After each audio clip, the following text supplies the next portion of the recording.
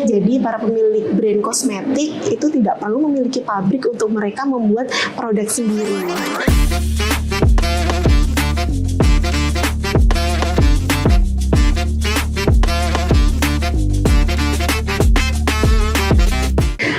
Sobat Nakar, selamat datang di podcast UPT BLK Tulung Agung. Nah, kali ini dengan saya Vina Numaca, kita akan membahas salah satu topik yang beberapa tahun kebelakangan ini sedang naik daun. Banyak sekali kalangan yang mulai merambah ke industri ini.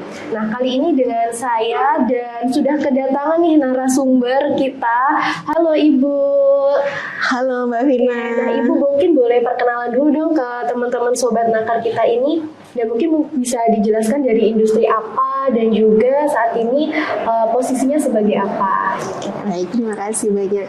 Halo, selamat pagi Sobat Nakar semuanya. Perkenalkan, nama saya Heni. Saya HRD di PT Mas Indonesia yang merupakan perusahaan industri maklun kosmetik private label yang ada di Jalan Raya Blitar nomor 14 Rejatangan Tulung Agung. Oke, nah teman-teman baru dari perkenalan aja udah menarik ya.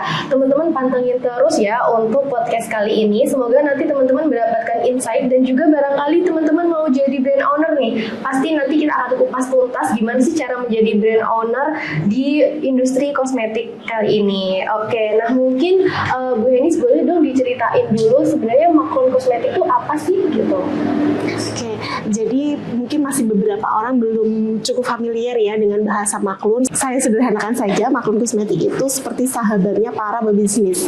Jadi para pemilik brand kosmetik itu tidak perlu memiliki pabrik untuk mereka membuat produk sendiri. Jadi misalnya Mbak Vina mau membuat produk Vina Beauty. Nah, nanti Mas Mosem bisa bantu karena Mas Mosem Indonesia merupakan maklun kosmetik private label yang mana one stop maklun. Jadi kita mulai dari legalitasnya, formulasinya, produksi, packaging, desain, bahkan after salesnya kita bisa bantu untuk teman-teman yang ingin menjadi brand owner seperti itu. Oke, berarti udah paket komplit banget. Bener, ya. udah paket komplit. Awal sampai proses pemasaran pun bisa dibantu dari PT Mas Indonesia. Iya. Nah, mau nyambung lagi nih Bu.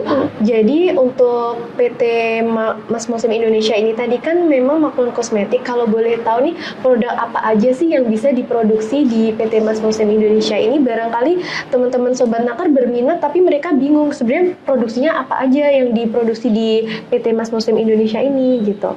Iya Mbak, jadi kalau kita di besi grade A itu banyak sekali ya produk yang sudah kita produksi. Bahkan di websitenya Mas Indonesia sendiri kita sudah memproduksi belasan ribu produk ya di sana. Dan juga sudah banyak sekali notifikasi yang sudah ada di sana. Jadi Sobat Nakar itu jangan khawatir bahwa PT Mas Indonesia ini adalah perusahaan secara legalitasnya juga sudah jelas. Dan secara pengalaman juga di industri kosmetik itu sudah luar biasa sekali. Jadi kalau untuk produk-produknya mulai body care ya, jadi ada hair care, body care, face care seperti itu, ada lipstick, ada segala bentuk. Untuk kosmetik make up gitu juga bisa diproduksi ya Bu? Betul sekali, ada. Jadi itu maksudnya kita decoration gitu ya. Jadi ada cushion, ada lipstick, ada lip tint, blush on seperti itu. Betul. Ada maskara. Cukup banyak sekali ya di situ produk yang sudah kita produksi. Mungkin kalau boleh tahu sebenarnya ada divisi apa aja sih Bu di PT Mas Muslim ini? Jadi untuk divisinya kita ada divisi produksi, divisi research development, multimedia, dan divisi tim support lainnya seperti itu. Oke, nah berarti buat teman-teman kalau mau bikin produk kosmetik gak perlu khawatir ya Bu, karena ada tim R&D untuk membuat formulasi skincare yang aman gitu ya Bu ya. Kalau boleh tahu untuk peluang kerjanya sendiri seperti apa sih Bu? Karena kan memang industri ini sedang naik daun. Kira-kira apakah memang peluang kerjanya juga sejalan atau sebenarnya ini hanya untuk orang-orang tertentu aja nih yang bisa masuk ke industri ini gitu? Oke, sebenarnya kalau untuk peluang kerja di bidang industri kosmetik ini cukup luas sekali ya. Jadi kita bisa menjadi brand advisor, kemudian kita bisa menjadi brand owner, kita bisa menjadi menjadi reseller, bisa menjadi pekerja juga di industri kosmetik. Jadi tergantung kita mau milih apa. Sebenarnya di Mas-Muslim Indonesia itu cukup ramah UMKM, yang mana kita secara MOQ itu tidak terlalu besar ya. Jadi cocok sekali untuk teman-teman kalangan muda yang berminat untuk bisnis skincare mulai dari kecil seperti itu. Jadi Mas-Muslim Indonesia siap untuk mensupport. Gitu. Kalau boleh tahu untuk dari sisi divisinya tadi kan ada banyak banget nih Bu. Kira-kira untuk bisa masuk ke dalam industri ini perlu bekal apa aja sih? Apakah mungkin minimal lulusan kecantikan kah? Atau mungkin harus punya sertifikasi seperti apa? Atau mungkin ada hal-hal tertentu yang bisa membuat orang itu bisa lolos nih masuk ke industri kosmetik gitu. Karena sebenarnya di BLK Tulung Agung sendiri kita juga ada kelas-kelas pelatihan, ada desain grafis, ada kelas administrasi perkantoran yang mungkin kira-kira bisa nggak sih Bu masuk ke industri kosmetik ini? Bisa banget Mbak Vina. Jadi di PT Mas-Muslim Indonesia itu kebetulan kita ada divisi multimedia, yang mana divisi multimedia itu salah satu subdivisinya adalah desain grafis. Jadi tugasnya adalah membuat desain untuk kemasan produk kosmetik. Nah, jadi cocok sekali nih untuk teman-teman yang mungkin saat ini sedang melakukan pelatihan di BLK. Jadi salah satunya juga harus memiliki keterampilan atau skill yang memang relate ya dengan editor seperti itu. Jadi seperti Adobe Photoshop, kemudian CorelDRAW seperti itu, yang mana di BLK sendiri juga ada pelatihan seperti itu. Dan sertifikasinya itu cukup menunjang untuk teman-teman bisa melamar ke PT Mas-Muslim Indonesia sebagai desain grafis. Oke, nah itu teman-teman ya. Jadi buat teman-teman kalau punya background desain grafis atau apapun nggak perlu khawatir. Di BLK Tulung Agung ada pelatihannya. Jadi dengan ada pelatihan dan teman-teman nanti dapat sertifikat, itu bisa menunjang teman-teman untuk lebih dilirik nih sama HRD kita gitu. Nah Bu, kalau boleh tahu juga nih, kira-kira untuk sisi soft skill tuh ya Bu, kalau dari pandangan HRD soft skill apa aja sih yang mungkin lebih dilihat gitu, lebih bisa dilirik gitu sama HRD untuk bisa lolos masuk kerja di dunia industri ini? Sebenarnya kalau di dunia industri ini atau di industri manapun, secara soft skill itu general kurang lebih sama menurut saya ya. Jadi secara motivasi pekerjaan kandidat itu memiliki atau tidak, karena mungkin ada beberapa kalau soft skill menurut saya di semua bidang pekerjaan ini kurang lebih sama ya. Jadi yang penting adalah dia punya motivasi bekerja yang baik, dia punya attitude yang paling penting ya. Jadi bagaimana dia bisa mengupayakan bagaimana dia bisa mengupayakan keinginan goals-goalsnya dia sendiri, itu apa sih yang ingin dicapai ketika mereka bekerja. Karena ketika dia itu punya tujuan dan harapan yang ingin dicapai, dia akan memperjuangkan itu. Gitu sih. Berarti sebenarnya kalau lagi interview gitu dari HRD udah melihat ya Bu, ini mana sih anak yang kelihatannya punya motivasi tinggi, punya attitude yang baik dan juga antusias, itu pasti yang lebih dilihat punya poin plus gitu ya Bu. Selain dia juga punya sertifikat yang bisa dipertimbangkan untuk masuk ke industri apapun, masuk ke dalam dunia kerja gitu. Nah, kemudian kalau dari sisi PT Mas-Muslim Indonesia sendiri, kalau untuk misalkan nih aku nih Bu mau jadi brand owner, kira-kira alurnya tuh seperti apa sih Bu? Barangkali nanti teman-teman nih tertarik pengen jadi brand owner kecantikan juga karena lagi naik daun juga ya Bu. Kira-kira gimana sih Bu untuk alurnya gitu? Oke, thank you Mbak Vina. Kalau untuk alurnya, nanti brand owner atau calon customer ini, karena kita sifatnya B2B ya Kak ya. Jadi karena kita B2B, nanti calon customer ini akan melakukan diskusi terlebih dahulu dengan tim business development kami, dan nanti akan diarahkan produk seperti apa sih yang diinginkan ya. Jadi didiskusikan terlebih dahulu secara MOQ-nya, kemudian prosedur legalitasnya seperti apa, terkait budgeting dan sebagainya, nanti akan diarahkan oleh tim business development kami. Jadi sangat mudah sekali. Nah, jadi mungkin teman-teman kalau mau bikin bisnis skincare nggak perlu khawatir lagi, karena ternyata bisa praktis dan juga mudah ya buat teman-teman.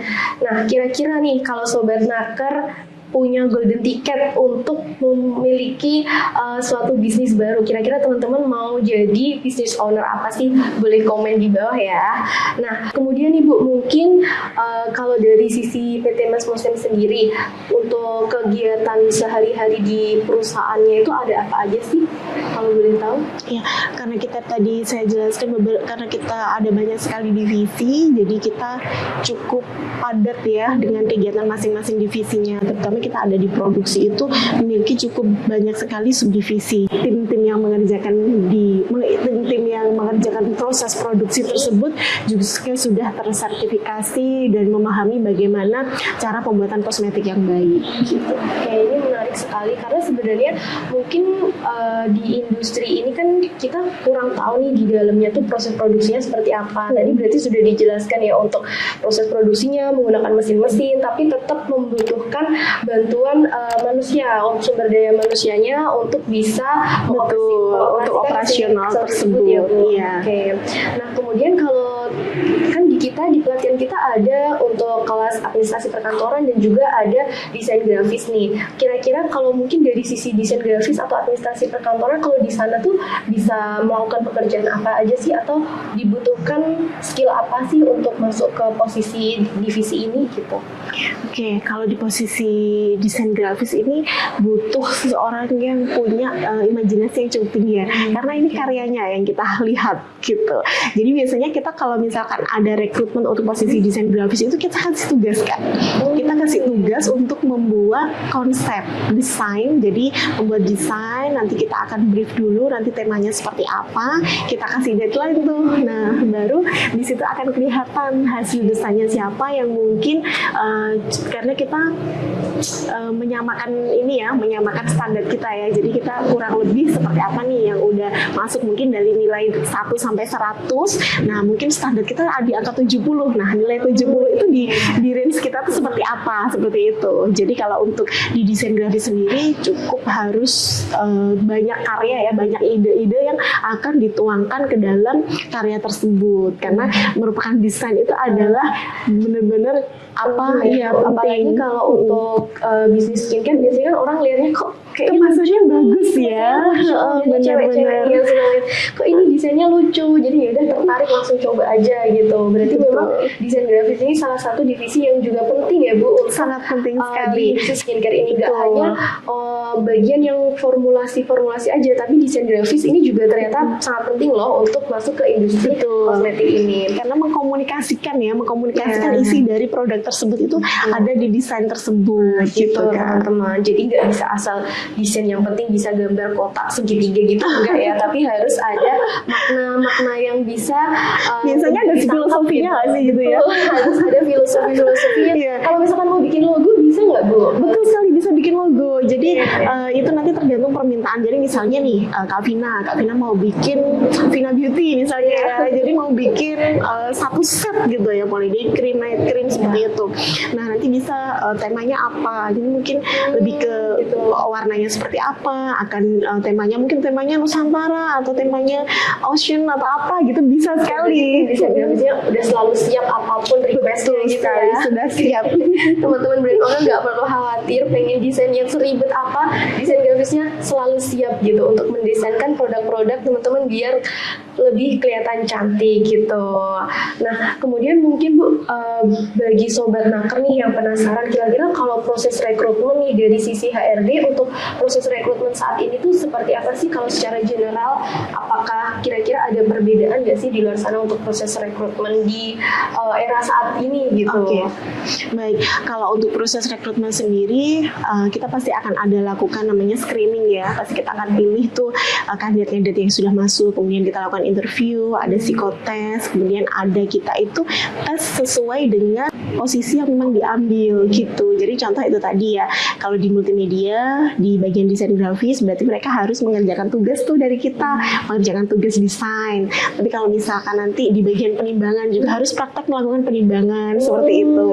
Iya, jadi tergantung posisi apa yang dilamar untuk memastikan bahwa kandidat yang terpilih ini sesuai dengan kebutuhannya perusahaan. Karena selain kita harus melihat background pendidikan, kita juga harus melihat skill apa saja yang dimiliki oleh kandidat-kandidat tersebut gitu. Berarti sebenarnya nggak hanya dilihat dari CV-nya aja ya Bu, karena Betul biasanya kalau di CV itu orang-orang ditulis nih soft skill-nya banyak banget, hard skill-nya problem banyak solver banget. itu biasanya. Nah, problem solver yang apa nih? Kayak gitu-gitu. Berarti sebenarnya kalau untuk dari HRD sendiri tetap perlu melakukan tes juga ya, tes lebih lanjut ya. Betul. Untuk keahlian-keahlian mereka gitu. Betul Nggak hanya. sekali. Jadi buat teman-teman kalau bikin CV jangan asal nulis aja ya, nanti kalau disuruh praktek bingung nih. Oke, nah buat sobat naker juga nih Bu, kalau sobat naker mau apply nih di PT Mas Muslim gitu ya, kira-kira apa sih yang bisa menunjang mereka gitu untuk bisa lolos gitu? Kan tadi sudah dijelaskan memang ada sertifikasi gitu ya Bu. Kemudian kalau untuk soft skillnya nih, kira-kira apa aja nih? Apakah mungkin harus yang bekerja keras gitu ya Bu? Atau mungkin harus kerja inovatif atau cekatan atau gimana Bu? Betul sekali. Jadi kalau ditanya dengan soft skill ya, kalau saya bicara tentang di PT Mas Muslim Indonesia itu, yang betul disampaikan Mbak Vina ya, harus cekatan, harus punya motivasi kerja yang tinggi, kemudian bagaimana dia juga punya attitude yang baik, seperti itu, dan mudah adaptasi karena kita timnya banyak sekali ya, kita melakukan kosmetik yang timnya itu banyak sekali. Jadi kalau misal kemampuan adaptasinya itu kurang bagus, itu akan juga dari kedua belah pihak itu akan merasa tidak nyaman juga gitu. Kandidat ini cukup adaptif, itu akan memudahkan dia untuk belajar pekerja di lingkungan juga, jadi bisa adaptasi dengan budaya perusahaannya, dengan pekerjaannya, sehingga dia akan mudah sekali untuk berkembang di situ. Oke, nah kemudian mungkin dari sisi pendidikannya nih Bu, kira-kira apakah harus misalkan udah S1 nih atau mungkin siswa SMK tapi sudah punya sertifikat, ini juga bisa untuk apply nih untuk posisi-posisi di Mas Muslim ataupun di perusahaan pada umumnya gitu. Kalau dari sisi Mas Muslim gimana? Oke, kalau dari Mas Muslim sendiri kita sesuaikan dengan posisi yang sedang kita ambil ya Mbak Vina. Jadi kalau misalkan kita ada kebutuhan di staf gudang atau di staf produksi, nah itu kita sesuaikan di bagian apanya dulu. Jadi kalau misalkan di tim stiker atau di tim packaging seperti itu ya, contoh di tim packaging atau di tim gudang. Nah itu kita biasanya juga kebanyakan dari siswa lulusan SMK yang bahkan belum punya pengalaman pun tidak apa-apa. Yang penting ya secara minat kerja, nah dan bisa diarahkan, itu sih yang penting. Oke, berarti sobat naker nggak perlu khawatir ya Bu, karena lulusan SMA SMK belum punya pengalaman pun tetap bisa masuk ke industri kosmetik ataupun industri apapun gitu, karena yang belum punya pengalaman kerja pun nanti bisa menempatkan posisi-posisi tertentu yang nggak harus punya pengalaman kerja yang tinggi gitu ya Bu. Iya. Nah kemudian kalau dari ini Bu, kan kita lagi banyak nih Gen Z kita gitu, kira-kira kalau untuk lowongan kerja apakah mengutamakan kayak ini yang udah milenial atau mungkin yang udah senior gitu, atau mungkin yang Gen Z yang belum berpengalaman ini juga sebenarnya masih dilirik loh sama HRD gitu. Betul sekali. Jadi kalau di perusahaan kami kebetulan kita tidak istilahnya tidak mendiskriminasi sesuatu ya. Jadi kita sifatnya keragaman itu nomor satu lah di perusahaan kita. Jadi menjadi salah satu budaya perusahaan nih. Nah, jadi kalau misalkan dari faktor usia, kita mempertimbangkannya adalah sesuai dari kebutuhan itu tadi. Jadi kalau misalnya saat ini banyak Gen Z nih, tapi kita lihat motivasi kerjanya tinggi atau tidak, kemudian kaitannya dengan skillnya, dia sesuai apa enggak dengan kebutuhannya perusahaan. Kalau misalkan sesuai, tidak ada masalah sih.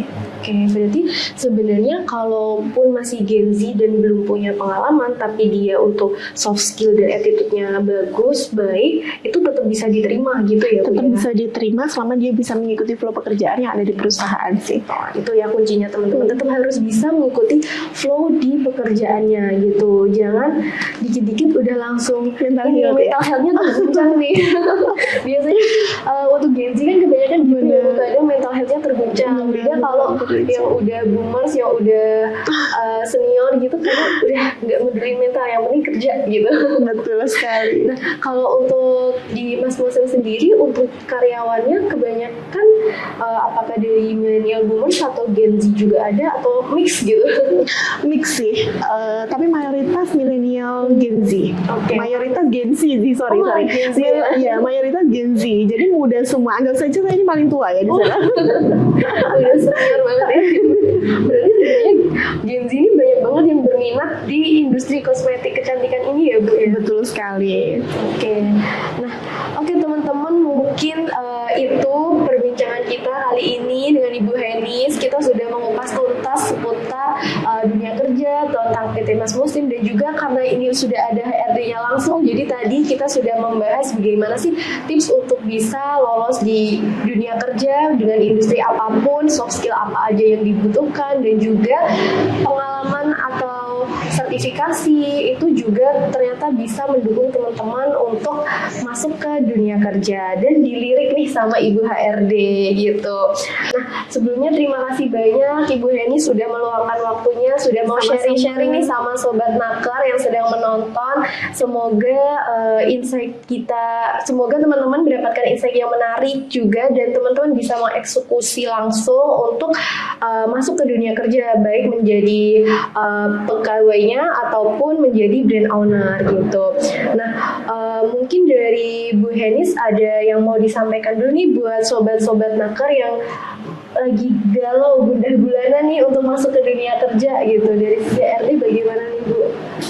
Oke, jadi mungkin saya kasih motivasi aja ya, bahwa setiap hari itu adalah peluang.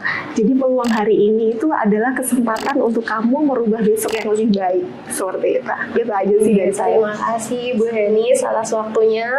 Buat teman-teman, untuk Sobat Naker, jangan lupa kalau misalkan teman-teman mau bertanya lebih lanjut nih seputar PT Mas Muslim Indonesia, bisa lihat kontak di bawah ini ya. Nanti teman-teman bisa menghubungi kontak di bawah ini dan nanti bisa tanya-tanya lebih lanjut lagi gitu.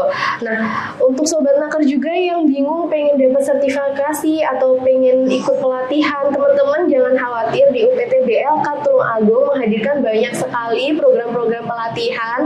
Jadi teman-teman bisa cek terus Instagramnya @UPT_BLK_Tulung Agung, ada di bawah ini. Jangan lupa di follow, like, dan juga di komen-komen, dan juga follow akun Instagramnya @nakerjatim gitu. Oke, terima kasih banyak Bu Henis atas waktunya. Saya Vina Nurmaca dan Ibu Henis, terima kasih. Sampai jumpa di episode berikutnya bersama BLK Tulung Agung. Bisa, pasti bisa.